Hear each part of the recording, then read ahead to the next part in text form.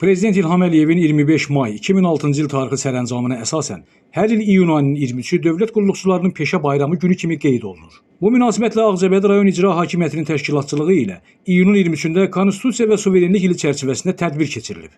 Öncə Ağcabədi rayon icra hakimiyyətinin başçısı Rafil Hüseynov, dövlət qulluğu veteranları, icra hakimiyyəti aparatının şöbə müdirləri, dövlət qulluğunu təmsil edən idarə, müəssisə, təşkilat rəhbərləri Ulu Öndər Heydər Əliyevin abidəsini ziyarət edərək önünə çiçək dəstələri düzüblər. Heydər Əliyev adına Mədəniyyət və İstirahət Parkında davam edən tədbirdə də Ulu Öndər Heydər Əliyevin büstü ehtiramla yad olunub, önünə güllər düzülüb.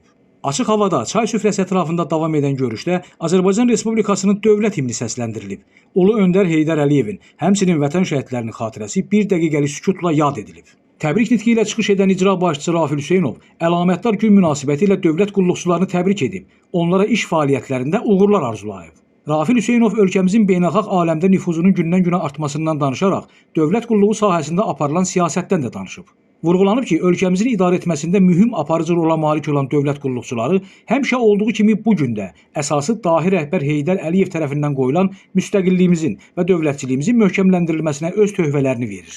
Ağcabədi rayon icra hakimiyyəti başçısı aparatının ictimai, siyasi və humanitar məsələlər şöbəsinin müdir müavini, dini qurumlarla işin təşkilatçısı Ceyhun Mamedov, dövlət qulluğu veteranı Rıza Quliyev, Ağcabədi Asan Xidmət Mərkəzinin əməkdaşı Mahizər Tağıyeva, Ağcabədi rayon icra hakimiyyəti başçısı aparatının ictimai, siyasi və humanitar məsələlər şöbəsinin baş məsləhətçisi Ülfət Xonaşınlı çıxışlar edərək qeyd ediblər ki, hər bir dövlət qulluqçusunun uğuru ümumilikdə dövlətimizin uğurudur.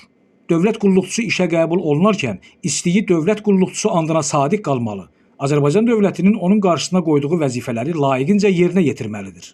Hər bir şəxs bilməlidir ki, dövlət qulluğunda olmaq imtiyaz deyil, əksinə böyük məsuliyyətdir, insanlara xidmət etmək imkanıdır. Tutduğu vəzifənin əhəmiyyətinin asılı olmayaraq dövlət qulluqçuları həmişə xatırlamalı və bilməlidirlər ki, o xalqın xidmətçisidir.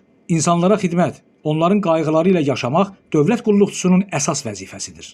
Sonda iş fəaliyyətində fərqlənən bir qrup dövlət qulluqçusu Ağcabədi rayon icra hakimiyyəti başçısının fəxri fərmanları ilə təltif olunublar. Dövlət idarələri və ictimai xidmət işçiləri Həmkarlar İttifaqı Ağcabədi rayon komitəsi tərəfindən də işlərində fəal olan bir qrup dövlət qulluqçularına hədiyyələr təqdim olunub. Təbriklərə qoşulur. Peşə bayramınız münasibəti ilə sizləri təbrik edirik, əziz dövlət qulluqçuları.